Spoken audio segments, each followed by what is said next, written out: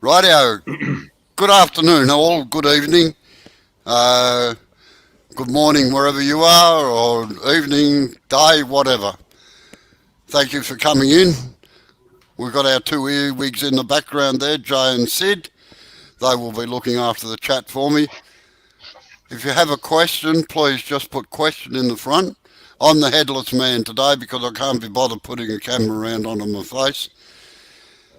And it's good to see so many in here. Darren, Pat, Robert, Rick, uh, Tommy,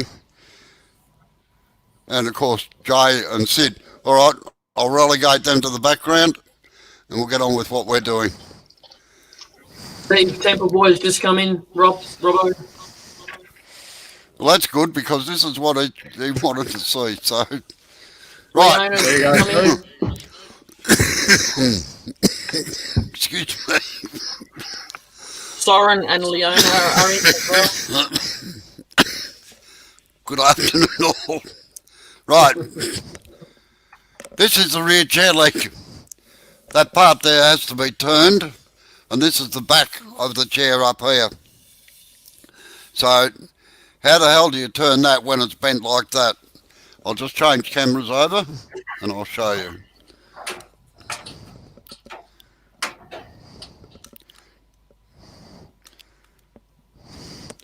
Right.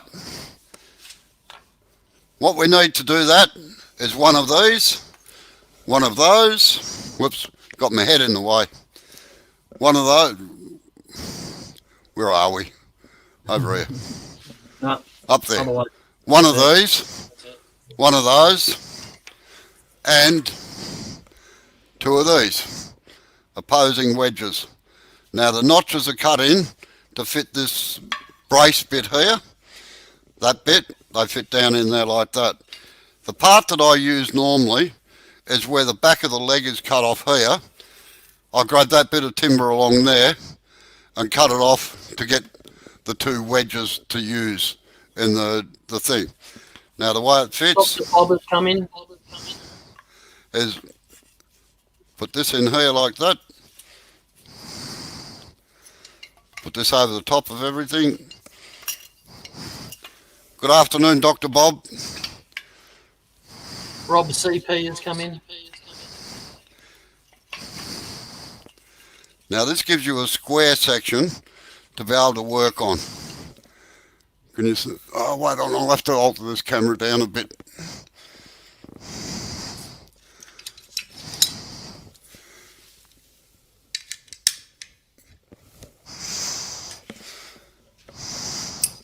Right.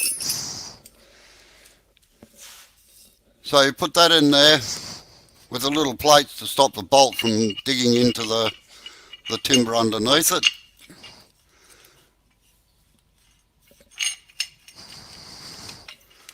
Slip that into there, put this wedge up into here and tighten up this bolt. Ah, come on, you mongrel.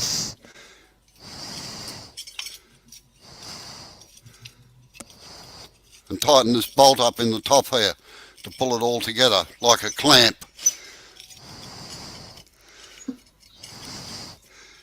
Now I normally use a piece of timber off the chair leg because it's the same width as what the leg is going to be, and I'll show you the reason for that in a second.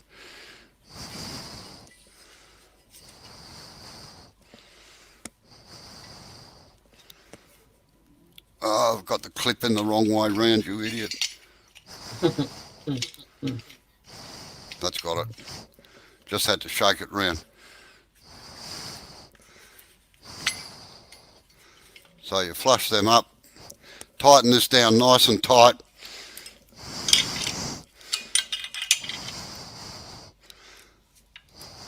Like so. And that gives you a clamping effect on the thing. Now what I've done with this is, it's probably a little bit hard to see, but I've used a marking gauge to mark the centre line of this part here. Lift it up Because a that's bit. That's it. That's the same width as what the leg is. So that gives you a centre line here, which becomes important in a minute.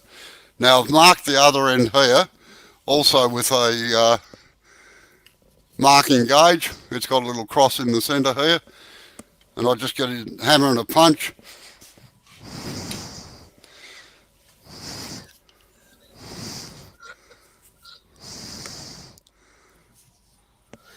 And just put a little mark in it.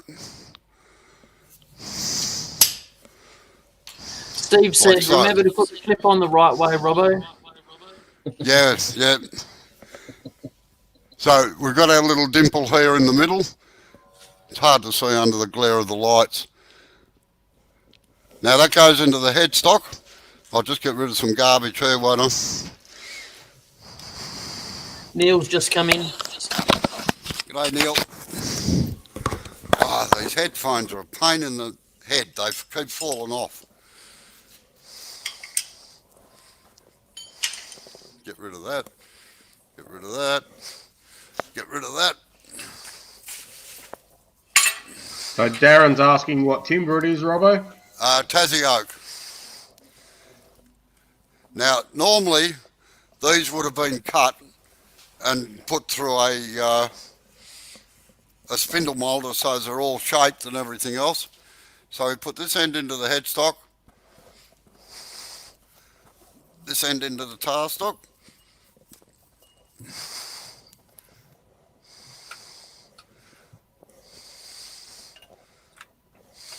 Ah, come on.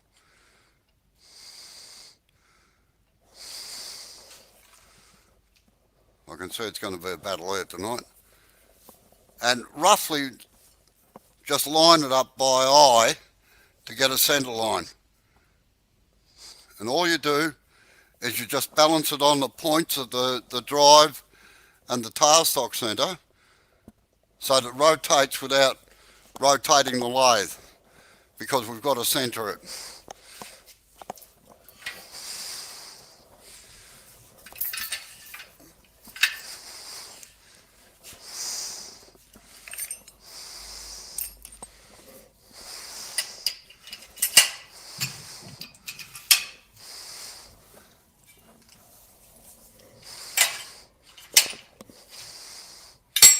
Put our tool rest in and lock everything down.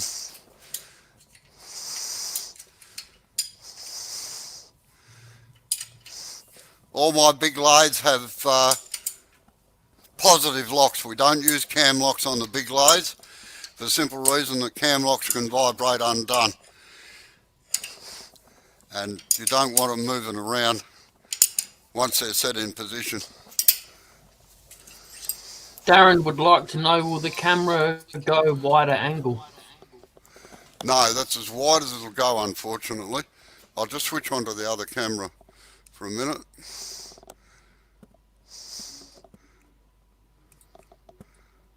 That one. Michael Smith has just come in. G'day, Michael. How are you?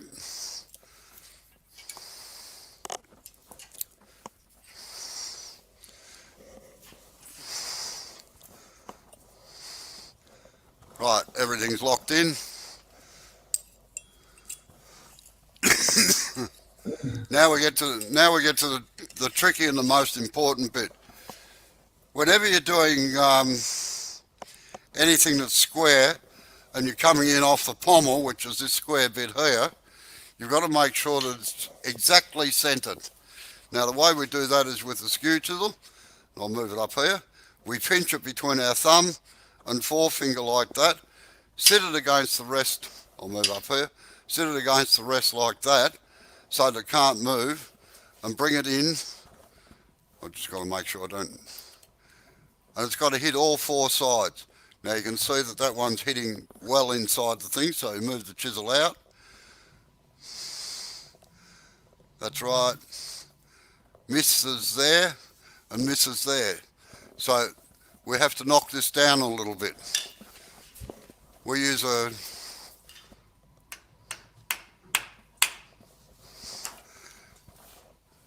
and then you just tighten the tailstock a fraction.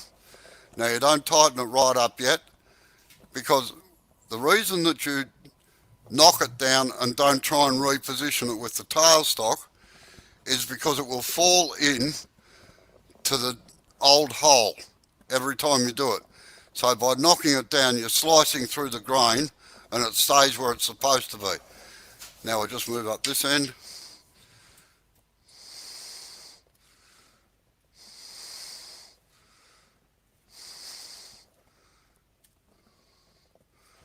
It's high in one corner.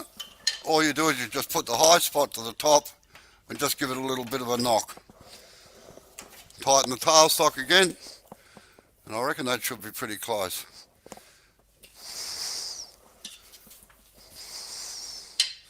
Sorry, my hands are getting in the way there. Perfecto.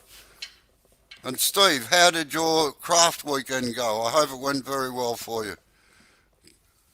Your creations?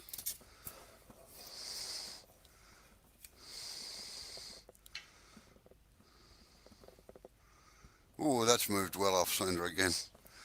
Okay. There. Put it up here, knock them down a bit.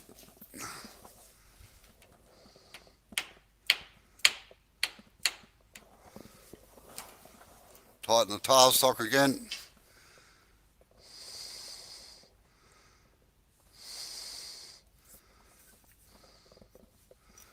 It's going to play silly buggers tonight, I can see that. Down a bit more.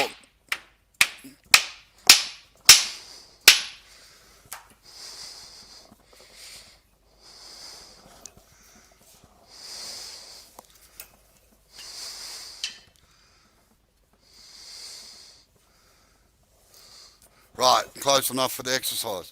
Now you tighten the tailstock right up. Oh, where's my spinner? Darren said that's a very useful technique, and he uses it all the time to centre. And thank you for showing us how to do it. Ah, Darren said that. Stace has just come in. g'day Stace, how are you? Unfortunately, there's not many books that show that anymore, unfortunately, that how to get it centred.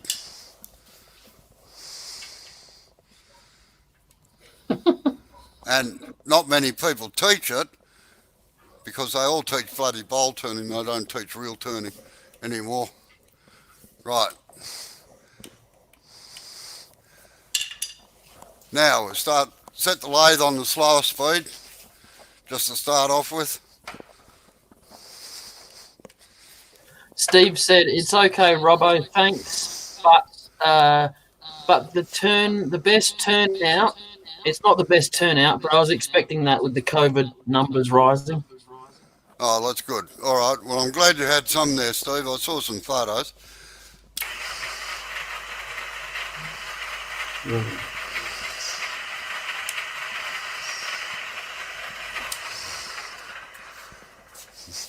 Right, we'll take it up to the second or the third speed. By the way, this lathe, for those that don't know, the headstock is actually a big gearbox. It's driven by a 3 horsepower motor behind with triple belts on it, so it can't slip. So it's 3 genuine Clydesdales too, not pit ponies. The other problem with this lathe is that it's so heavy that it doesn't vibrate at all, and the timber will actually break before the lathe moves. So you've got to be very careful about the speeds that you select. Right, CD. Oh, I'll go up to AF. We got Darren Kelly in. Oh, I think that's a new one. Right, that's not a bad speed to be on. Now, this will show you what it looks like.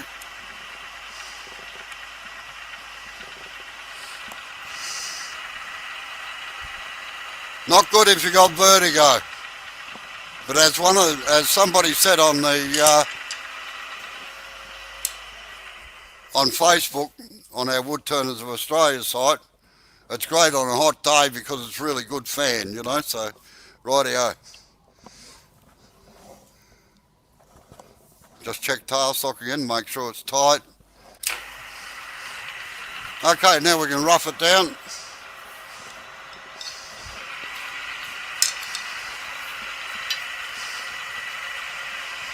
Now normally you would have a pommel coming in about, I'll put it back on the overhead camera again.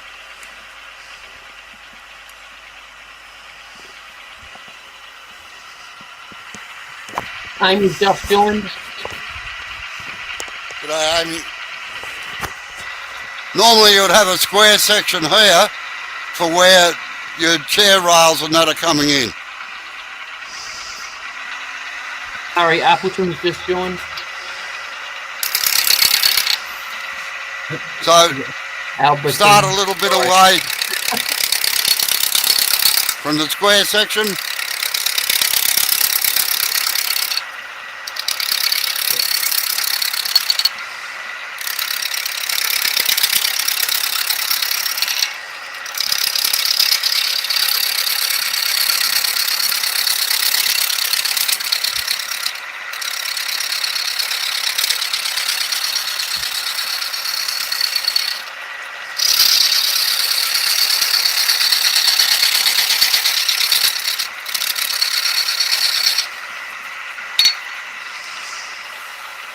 Take it down around with the spindle roughing gouge.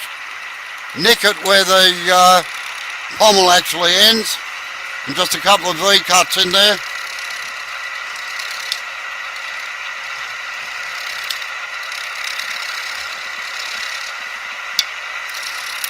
Get rid of a little bit of waste.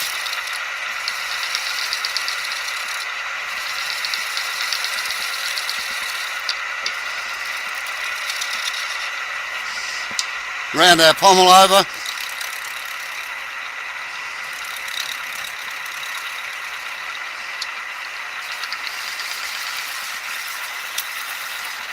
Plane and cut down the thing just to get rid of any flat spots.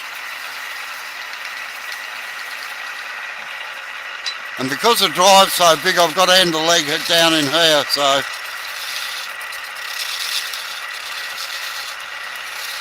I didn't want to strip the lathe right down.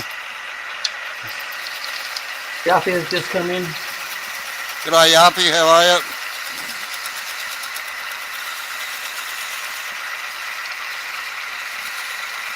Just getting it down to absolute round.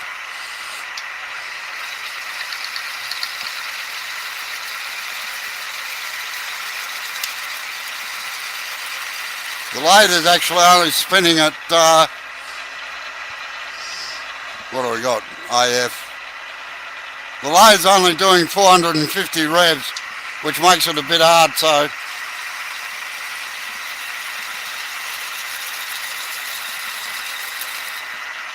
I'll just switch it off a second. Now sometimes if you're using a skew, this one won't do it. If you're using a skew, sometimes you'll leave little lines in behind where you're actually doing the planing cut. Now that's caused by these corners here, up on the, up in this corner here, and this corner here, where it rubs on the back of the work. A simple fix is just while you're sharpening it, just take those little bits out like that. I don't know if you can see them in the camera or not, but you just take them off so that it it's got a rounded sort of edge on the top there. Right.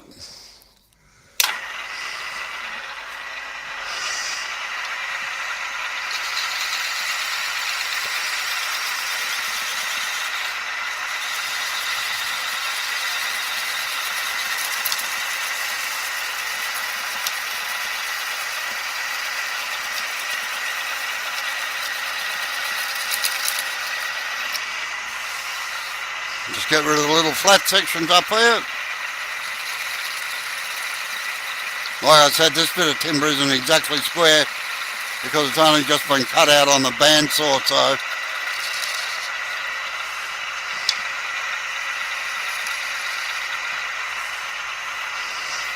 Alright, little flat section in here.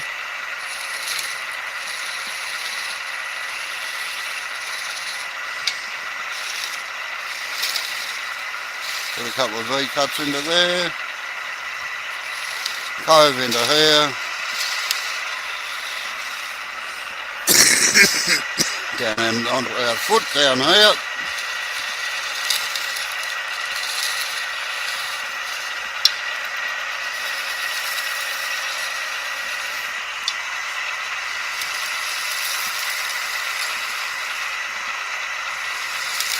Form our little fillets in here.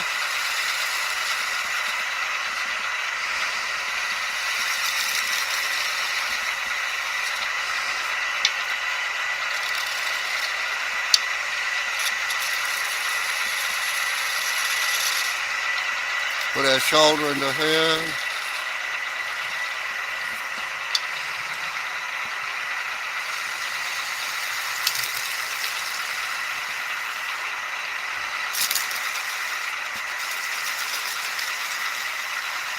Round that over into there.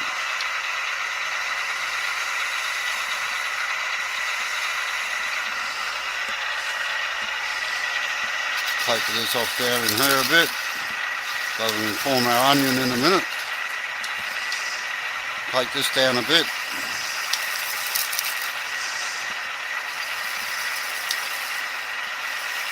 And just round that over into there.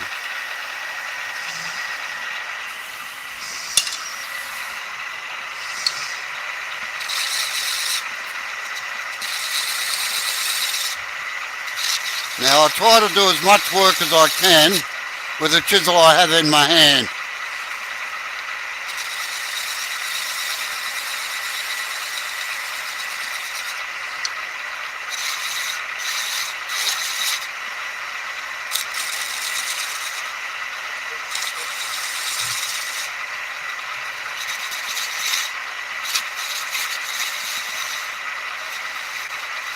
Now I wanted to get those details into here first, because this will start flexing in a minute if I don't. And you always work towards the headstock, mongrel. The tool rest is actually a little bit high for doing this, but I can't be bothered changing it. Just neaten this up in here a bit. Right. Put our flare down into here.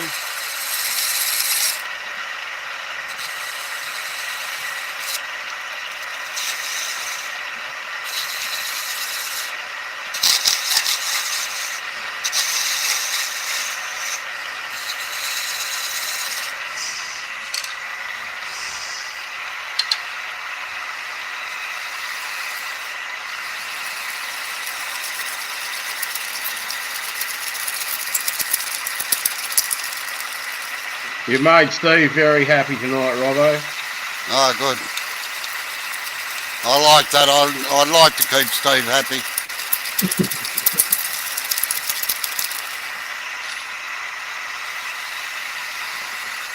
Now, Happy you're This- in the top mountain.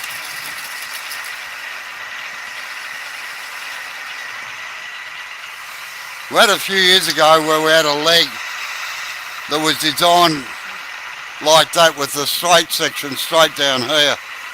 I'll just put it on the other camera actually and you get a better idea, I think. Yeah, it was designed with a straight section down there. In my opinion it looked terrible, so I turned up another fake one just to show them. I made a slight design alteration.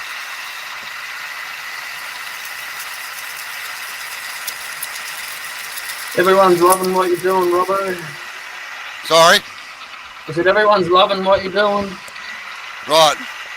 So by wasting it down into here and putting a gentle slight curve into it,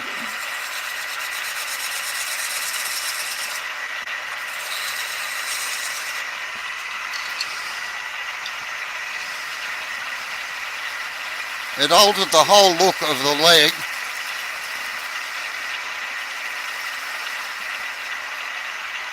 And made it slightly more elegant with a slight dip in it. So So always look at what you're doing to see if you can make it a little bit better. Now, the onion foot, most people try to do this. They try to go, I'll put it back on the other camera again for a minute. Steve Hood has just come in. I'll have to...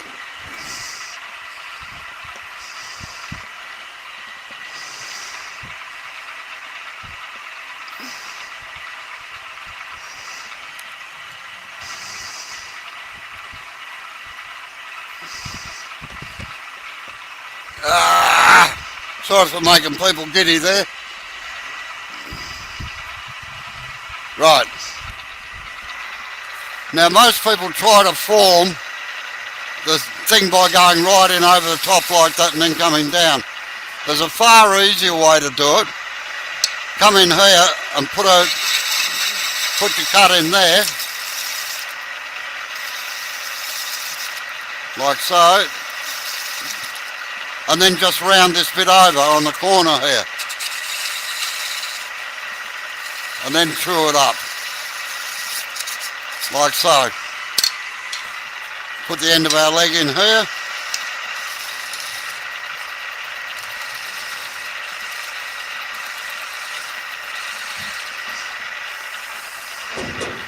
Just tidy this up a bit.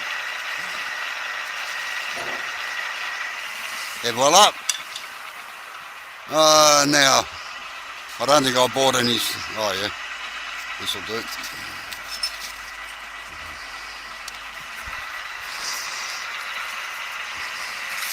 Then we just sand it up to get rid of any little lines or things out of it. Now, whenever you're sanding, I'll just take that back a bit now.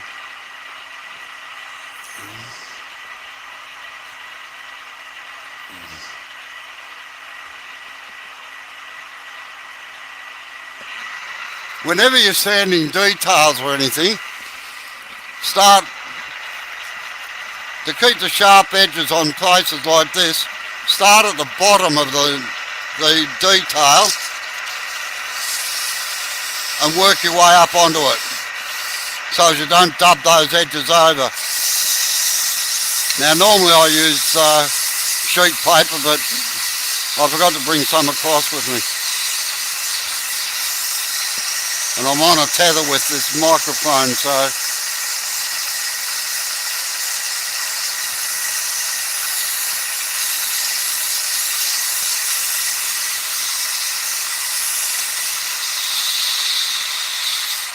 whenever you have a cove, roll the paper over like that and just come down into the cove like that. I don't think you can see that. You can't see that, Robbo. No, right on.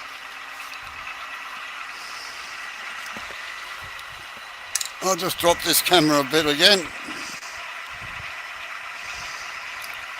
There we are. Now whenever you have a cove like this, roll the paper up and roll it so as you keep these edges here nice and tight and crisp. That's what defines hand wood turning from machine turning.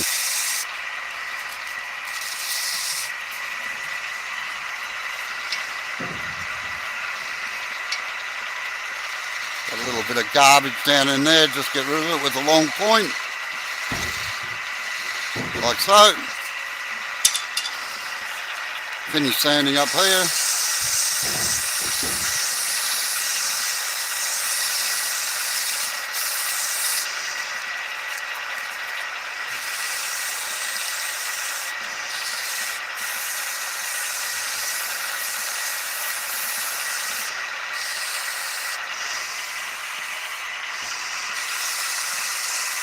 Sorry, I know I get my arms in the way. Matthias is in. G'day Matthias, how are you? Now, whenever you got the bottom of a leg, and I'll have to move this camera again, these cameras don't have a wide field of view, unfortunately, unless I listen to the roof. and then I can't.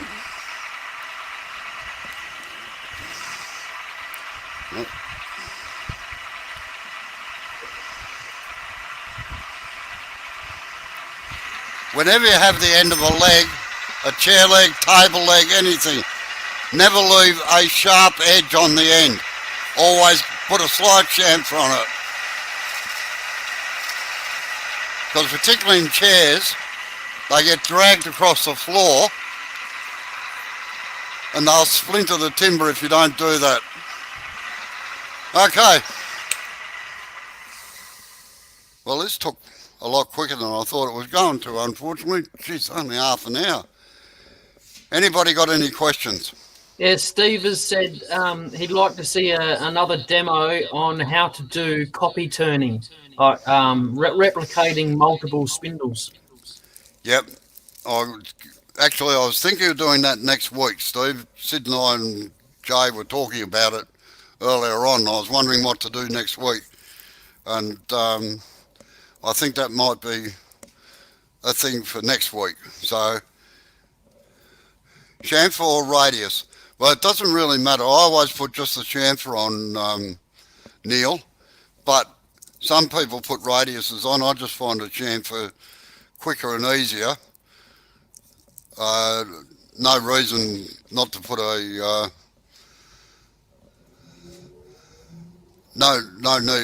no reason why you couldn't put a radius on the bottom of it. Did you see what Dr. Bob put in? Yep.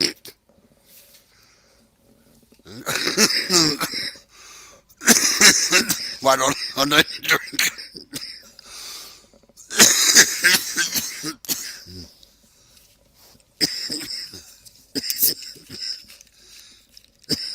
If you want, oh, I don't.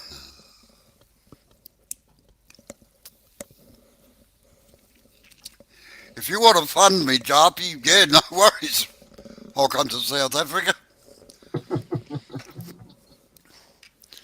I'll go anywhere provided people are prepared to pay for it. Yeah.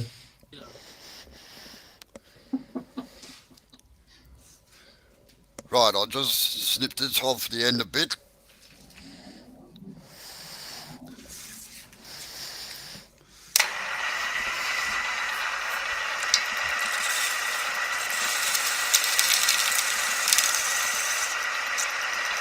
Get rid of some waste here.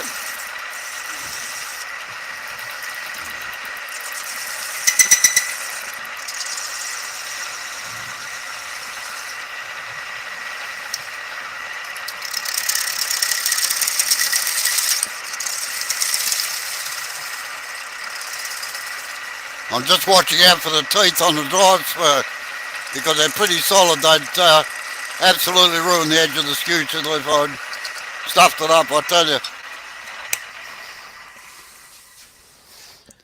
Rob CP said, is it fair to say that Robbo is the best turner on YouTube, followed by Steve T and Leona? I won't enter into that argument. I'm just wondering if there's been a commercial agreement entered into there. He's asking for trouble, eh? You want to zoom down out there. a little bit, Robbo? Yep, I'm just about to change cameras actually.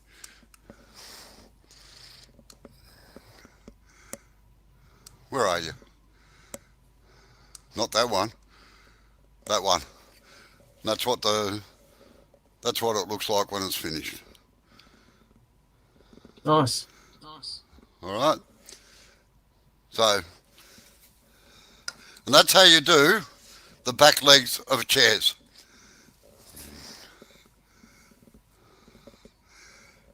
I know. I'm a spindle turner. I'm not a bowl turner. I admit that. But and just to go back to Rob for a minute, Bob Elliott, Dr. Bob. Yeah, that's the way I was taught to do them, and I've done. Excuse me. I haven't got COVID. I've just got a runny nose for some reason. Must be winter time. I think that the old turners were taught. I was taught by a Yorkshireman who unfortunately had no sense of humour at all, which is unusual for a Yorkshireman, I know.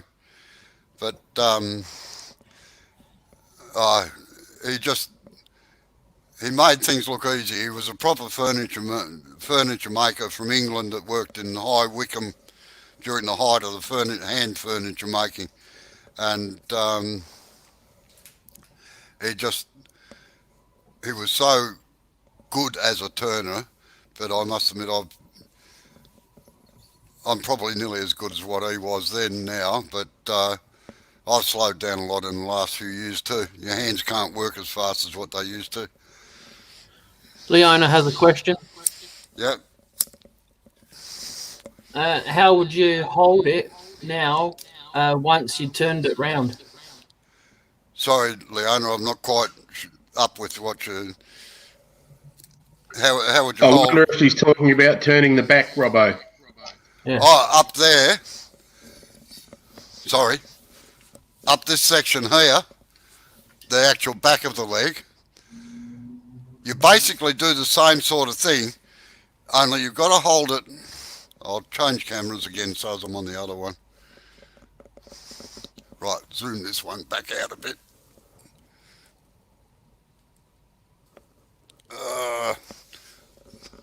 This one will do.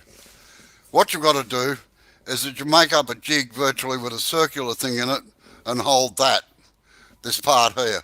Sorry, it's a bit dark. I don't know, I'll try the other camera. That was all right.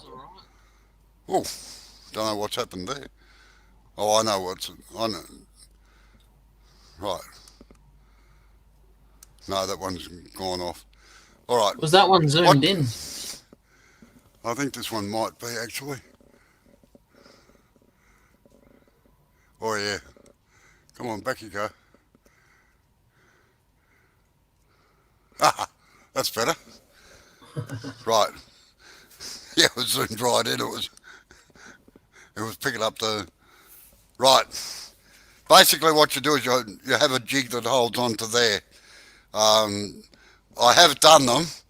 Had to turn them backs as well, but it's a pain. Normally in chairs, what happens is if they're turned backs, they have a break at the thing, and on Windsor chairs and that, the slats at the back are set into the seat, so you don't have to worry. The leg is only from there down, so you turn them, they fit into the seat, and then the back fits into the seat as well, so you don't have to worry about that. Very few chairs actually have this back section turned if it's on the same part. Of course, these days I've got lathes that actually can turn the whole thing. They're CNC lathes, so they just move them in and out. And if any of you ever get the opportunity to go and watch an axe handle lathe working, it's absolutely fantastic. But wear earmuffs, they're as noisy as hell.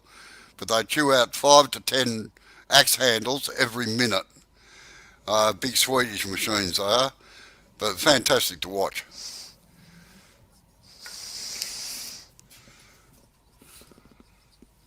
The audio's been really good tonight too, Robbo. Oh, thank you. Yes, Steve, you are a good demonstrator. In fact, a lot of most of the demonstrators that I watch are reasonably good. Yeah, I'd like to get back up onto the Central Coast too. Philip, I must admit I kind of miss not being able to get around at the moment. I'll say what Darren's asking, but I think you've just answered it anyway. Could you turn it as a 2-part and glue it up? No, it's not quite strong enough. Like the stresses on a seat back are absolutely phenomenal when you start working it out. Neil could work it out for you. He's an engineer, so he can work out the stresses. But the stresses on a chair back, particularly people that bloody swing them up on their back legs and lift the front legs off it's my pet hate. I can nearly kill them. So, but they tend to, if you tried to join them, I think that they would probably break at either the leg or the back itself.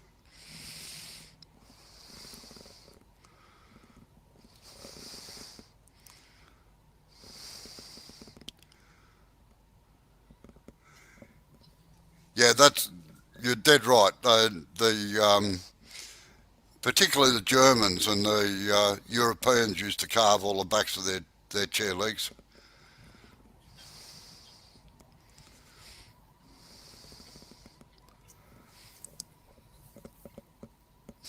Geez, I'm sorry. I must admit, this was a lot quicker than I thought it was going to be, but I thought I'd have a few more problems than that, but I didn't, thank goodness.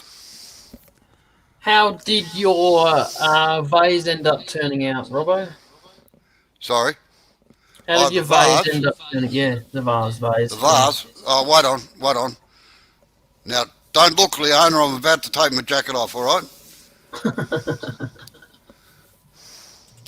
Wrong I'll answer camera your question. anyway. I'll answer your question in a minute, Rob.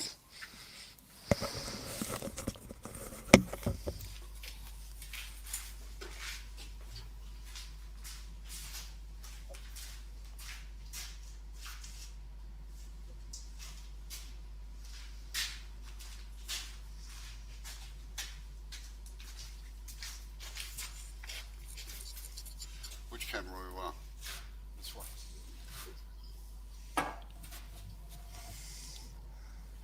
No, all we can see is the chuck in the bottom of it. Hold on. Get it down in the thing. There it is. It's still got to have That's about better. 5 or 6 coats of lacquer on it yet. But that's what it turned out like. It looks like it's been rained all over. Perfectly smooth down the inside as well. So, yeah, not quite as bright as I would have liked the green, but that's the way it goes, I suppose.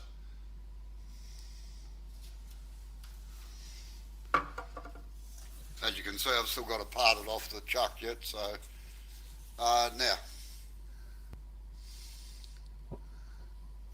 So I just got to get up here.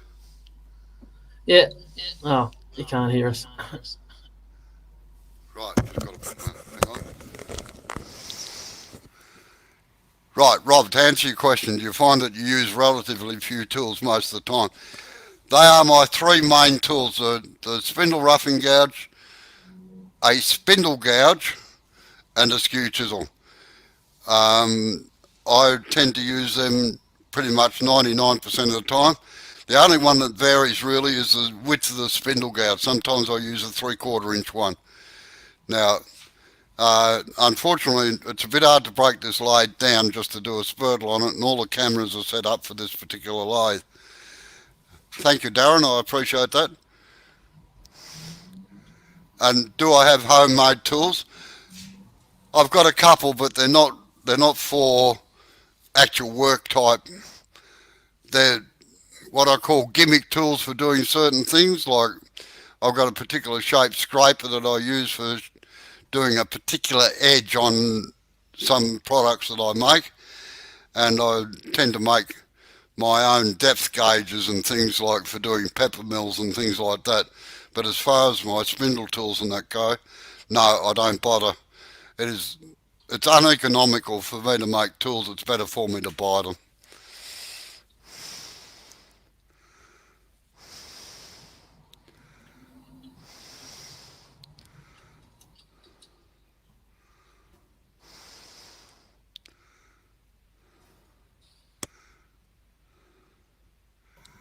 Hold on, I'm just reading through the chat. It hops all over the places. You still with us, Sid? Yeah, I haven't dropped off yet, mate. Thought you might have fallen asleep or something. So you can joint them using a pin joint and good glue. There you go. Yappy has said he can show us how quick he can turn a few finials. Yeah, Wait on. Just let me get through this. Quick. No, I haven't got in. The problem is I've only got that leg set up to do this, and as I said, to break down this lathe is a pain. Like the tailstock weighs 180 kilos on it, and then I've got to move all the rest and everything, unfortunately. Plus the drives and everything are really big, because I didn't, well, I think you can see the drive spur, like it's 2 inches in diameter, and kind of gets in the way of doing legs. But next week, yes, I'll do 4 coffee table legs, all right? Show how to coffee turn, and you'll see how quick we can do them, actually. We had Steve, a question there from something? Steve. Wait on. And I might even turn up a finial next week as well. Thank you, Matthias, for that. When sourcing stock for the likes of making chair legs, no, I tend to use, this is for Steve, when sourcing stock for the likes of making chair legs, etc., is it best to use the same tree for each set rather than mix and match? All my timber I buy from a timber yard, so it could have come from anything from 150 trees, but I do try to use the same species. My favourite timber for doing chairs is actually Vic Ash. Sorry, I'll rephrase that, Tasmanian oak. And we've got a ripper supplier here that gets it from Tasmania.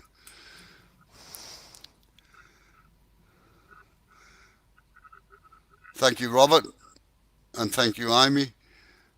Barry what said, about a what totem? about a totem pole? Yeah. If you're prepared to pay $700 for the log, yes, I'll do a totem pole for you. Can't be fairer than that.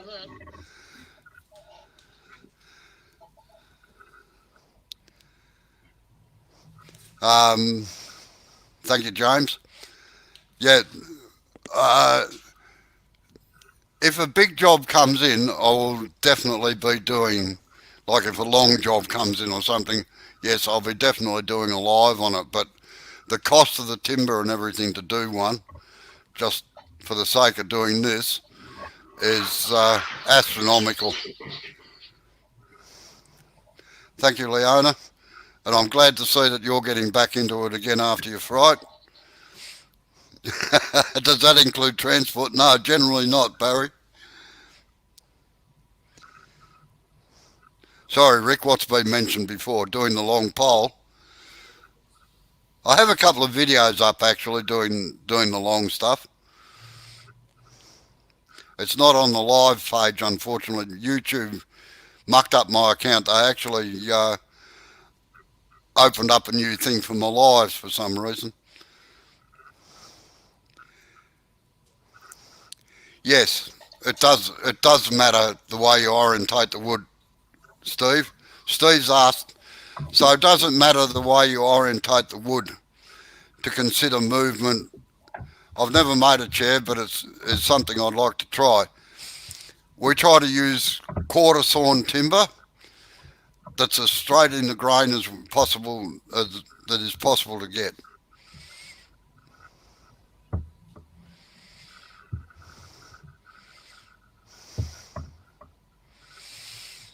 So, Robbo, what did you cut that chair leg blank out of? That's out of Tassie oak, and it What was size just board?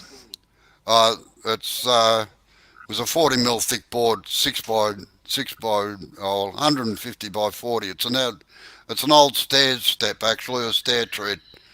It's just some big Tassie oak that I had lying around.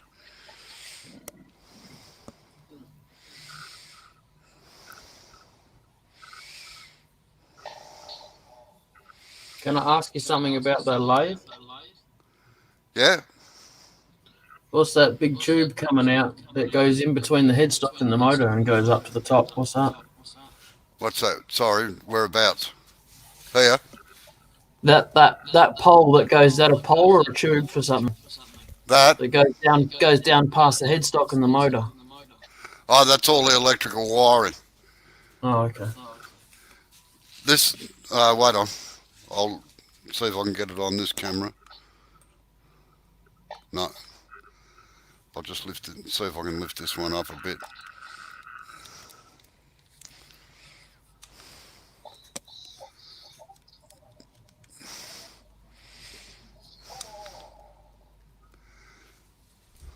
These tubes here, Yeah.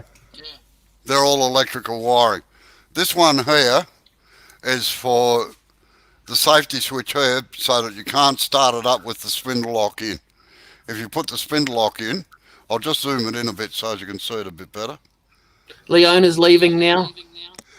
See you later, Leona. See you, Leona. Now, I'll just get that. That's a safety. That's a switch to stop you operating the lathe with the spindle lock in, because that's a solid 1/2-inch pin, and if you stuck the tried to start the motor up with that in, you'd probably strip belts and everything else out of it. Yeah, right. Fair enough. And Steve has said, thanks, Robbo. When I get a chance to turning your leg, I'll annoy you some more with questions. Oh, you can annoy me as much as you like. Whether or not I respond to it, that's a different story.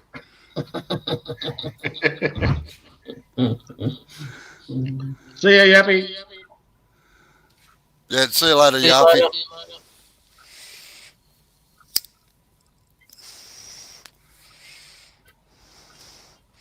Oh, I'm glad about that, Rob.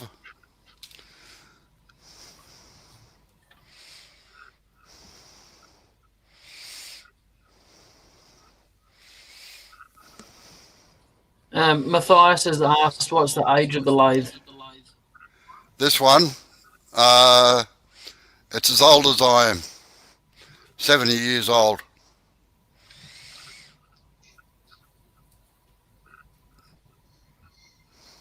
Is it anything like my grandfather's axe, Robbo? No. It's never had new. Yeah, it's never had new handles or anything else. It's the original. It is the original lathe. The only thing I've done is when I bought it, it was a bit noisy in the bearings, so I switched over the bearings. The unfortunate part was that there's one particular bearing in it. I'll just go and get it. Wait on, I'll show you.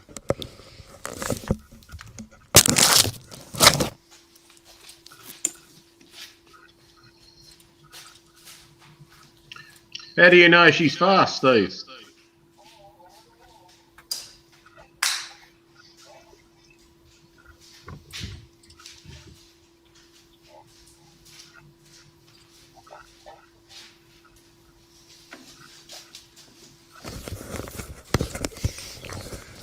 This is the thrust bearing out of it.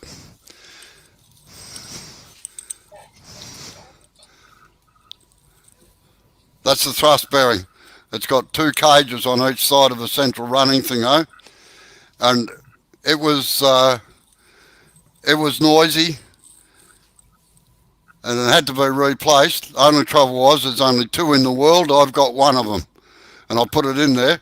The other part was that it was $1,680 to buy it. So this bearing is worth right. more than this bearing is worth more than what I paid for the whole lathe. Wow. Now, I'm not too sure what's going on with SK Crafts, but he had a scheduled live up for 7:40 p.m. and it only went for a couple minutes. You know, he might be having trouble again.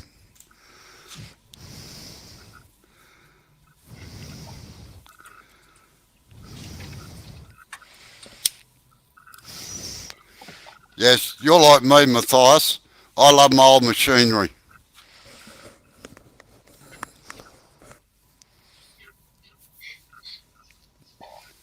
It's stable, it doesn't move, and it's the only reason I get rid of it is because doesn't keep up with everybody else. Like, I've only got one variable speed lathe in the whole thing, and that's the one I demonstrate on normally at turnarounds and things like that. Yeah, that's a Wadkin. That's the Wadkin lathe, Rob. The one in the background here,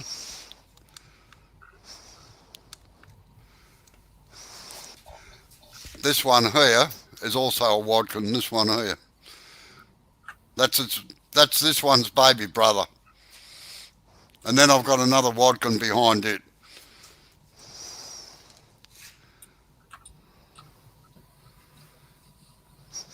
Yeah, I agree with you, Darren.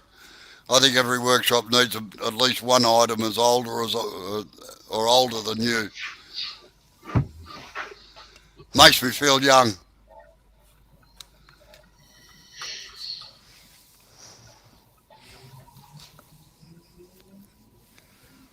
Yes, you could be right, Darren, that he's having tech issues again.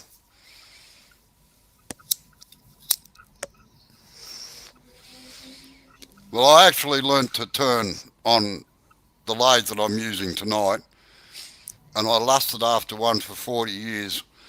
And there used to be one up the road here in a used machinery place that I saw 30 years ago at a place called Acme Machines. And I kept pestering him, and he said, no, I'm going to restore it one day, I'm going to restore it. And over the next 20 years, I watched it rust down to nothing. It wasn't worth anything by the time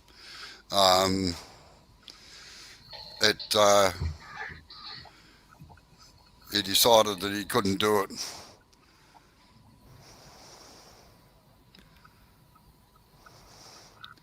Yeah, Barry, there's a lathe out the back. It's a bowl turning lathe called Natasha. It actually uses a Blitz buggy gearbox for the drive on it.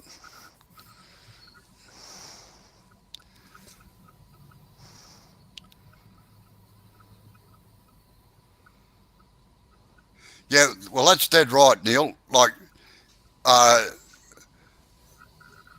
where you've got angled legs,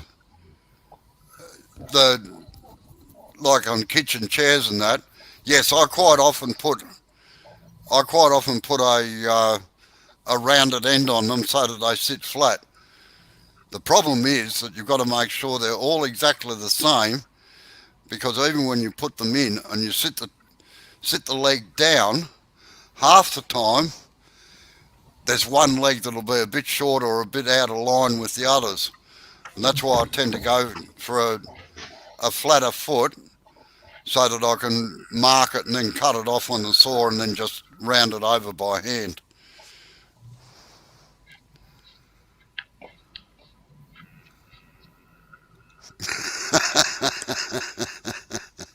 No, you mean a pole lathe, James? I like that. If I get a lathe older than me, it will have to be horse drawn.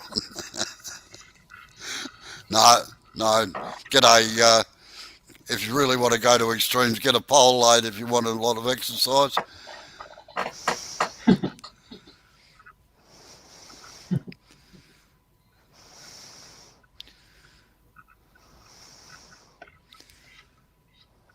Some good YouTube videos around of some, I reckon they're Indian or Pakistani guys doing work with a bow lathe.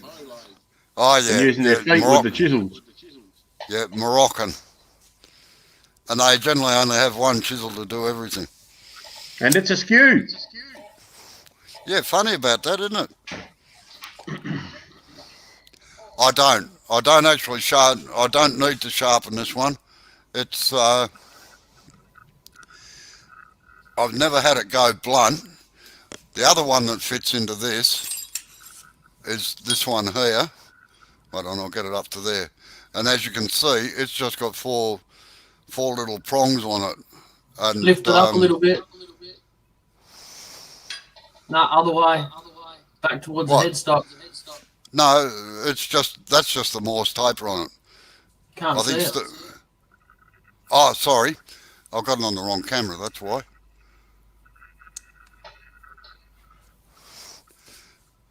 There's the other one that fits in with the Morse taper. It's just got 4 drive dogs on it, and that works exceptionally well. But unfortunately, it's got the Morse taper on it. I can't use it. This one screws onto the 30mm thing that takes the chucks, because I had to have an adapter. The actual boss on that is 2.5 inches in diameter, so I couldn't get drive spurs that big, or chuck inserts that big either.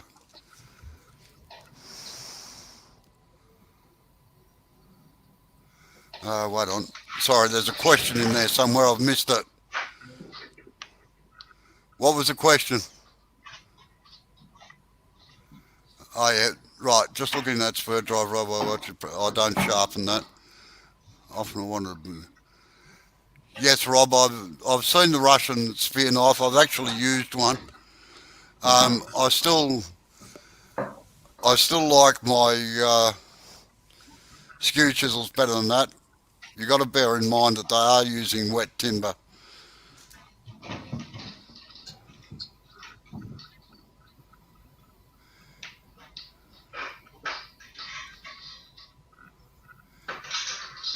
Yeah. Well, Matthias can tell you that I tried using his hook tools that he uses, and I made a complete and utter muck up of it, didn't I? I thought, Matthias, I'd catch after catch with it. So it's what you get used to using to a large extent.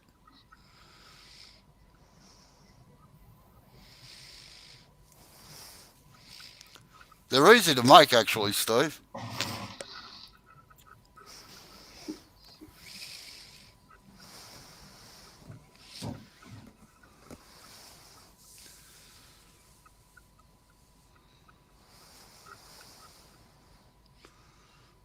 Yeah, it's all right for you, Matthias. You can laugh like hell. Oh, a cup of tea, Sid. Yep.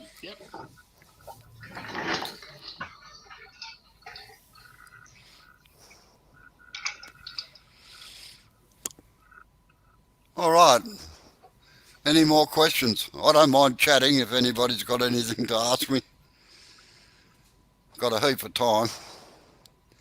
Yeah, the spear tool was used on nesting dolls, and I must admit, I love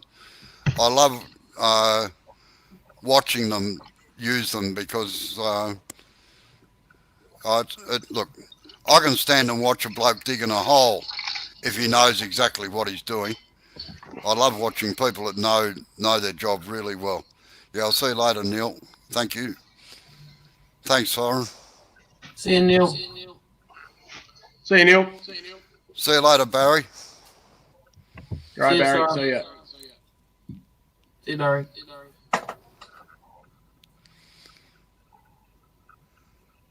All right, well, next week it looks like we're doing copy turning, all right? Yeah, digging half the hole, yeah. Which half, the top half or the bottom half?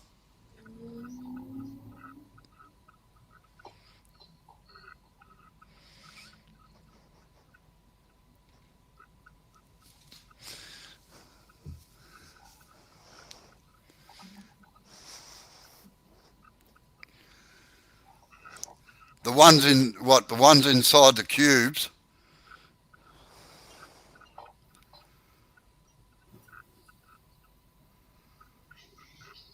That's to Rob CP. Yeah, that's what I mean.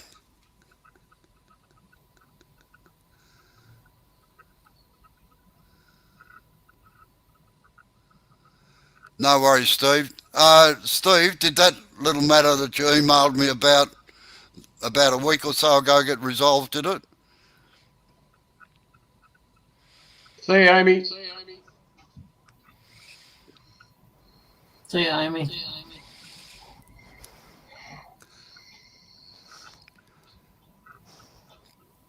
See you later, Dr. Bob. Yeah, see you later, Dr. Bob. I'm just wondering whether Steve's gone or not.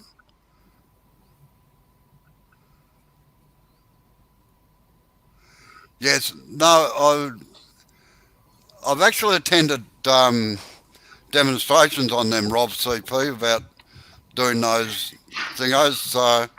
A bloke called Springett has got a book on them.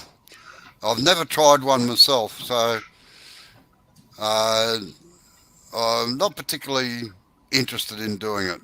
And no, Steve, I've never done a sphere inside a sphere either.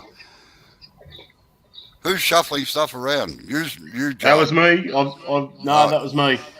I'm going to have to head off, Robbo. I've just been summoned. Okay, Sid, no worries. Thank you for No your worries. help Good live, tonight. mate. Good, thank you. I might, if Steve runs Yeah, one Rob. later, I might see you there. Yeah, So yeah, Rob. That's the book I'm talking about. Wood Turning Wizardry by Springett.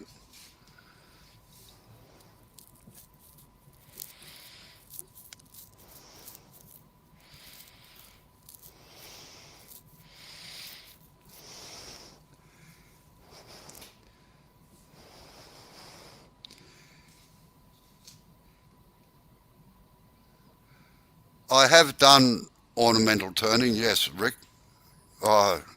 Long time ago, I actually had a router set up on a lathe for doing it. But when I shifted from sail, it was kind of superfluous to my needs, so I didn't bring it along with me. And I oh well, I actually sold it to another bloke that had the rocking headstock and everything on it. It was interesting, but it sort of doesn't turn me on much, if you know what I mean.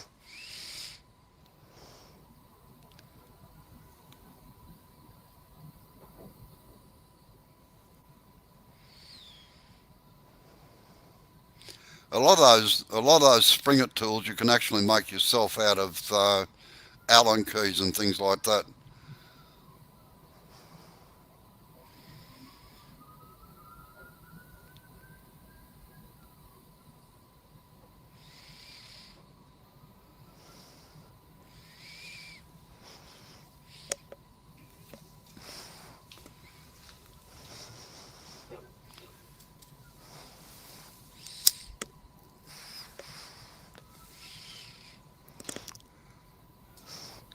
All right, well, I think I might call it a night, and hopefully Steve will be on.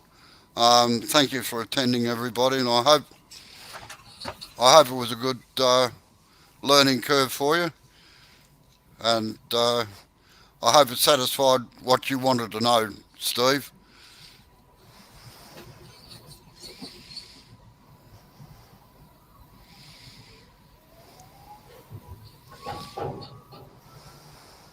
Well, I might have to get friendly with you, Steve, because I'd like a couple of their cryogenic bowl gouges, actually.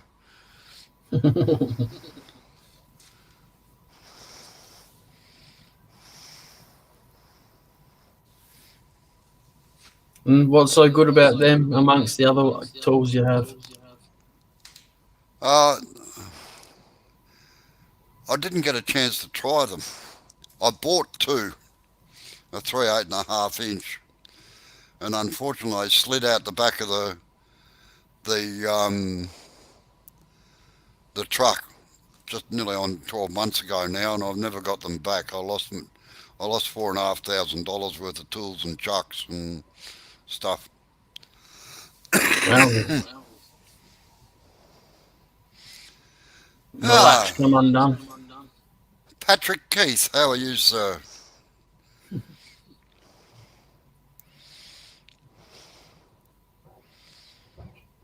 A tool tart. Well, you can't call me a tool slut, you see, that's why. Not on here anyway. That's his normal say. Mm. Thanks, Darren. Yes, I, I thought they may have been returned. What happened was I came round the corner and the locks burst on the bin in the truck that they were in.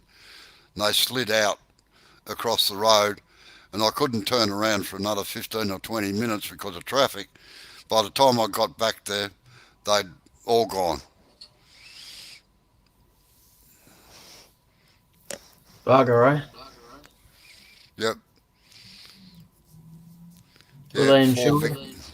no, 4 Vic Mark chucks, a whole set of tools, a lot of little bits and pieces that I've made up over the years for doing various jobs. Very frustrating. Yes, it sounds like it.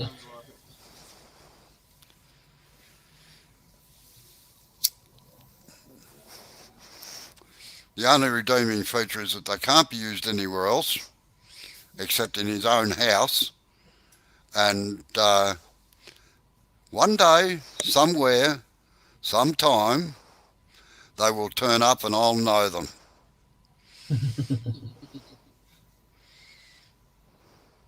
Yeah, you never forget stuff you've lost. All the chucks are actually marked. I know they won't see with the marks on them, but I know where they are. So, but anyway, you can't worry about. Did you see what Steve put in? Yeah, I know. Yeah, yeah. That's about my my feelings on it too, Steve. Or another part of his anatomy. Yeah. See you later, Philip. Sorry, I missed you going there. See you, Philip. Okay, well, I might call it a night, gentlemen and ladies. For any, how many are still in? Do you know, Joe, or not? I'll have a look.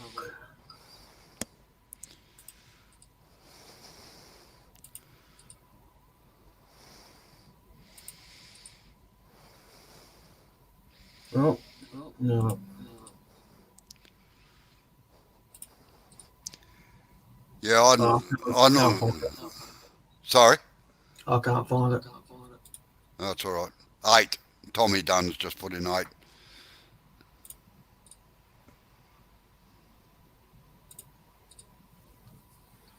Oh, good boss then, Steve. I had to do it with one of my apprentices too. Only I had to replace. I replaced his car for him too. He's a nice kid. He's repaid me since in heaps of other stuff. So,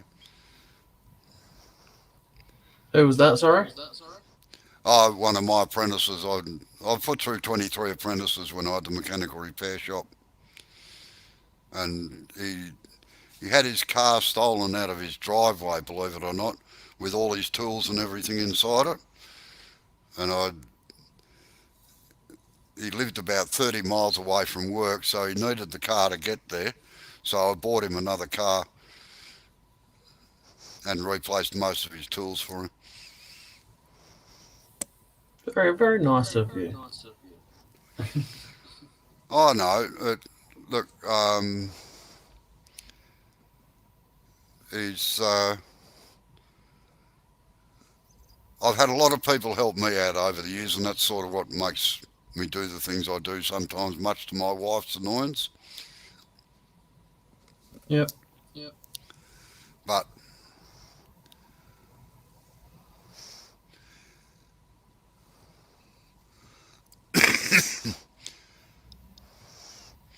yeah, it's rather interesting, Darren. I really didn't socialise much with my employees, except the annual Christmas party or a birthday party or something like that. But I never went through to birthday parties at their houses or anything like that. I was friends with them, but I wasn't a friend of them, except when they didn't work for me anymore.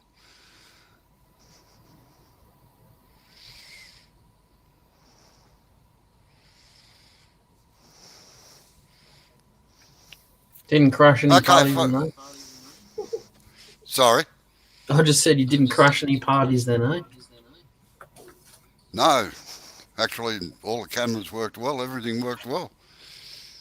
Yeah. All right, folks. I'm going to close it down. Hopefully, Steve will be on tonight. I'd still like his setup.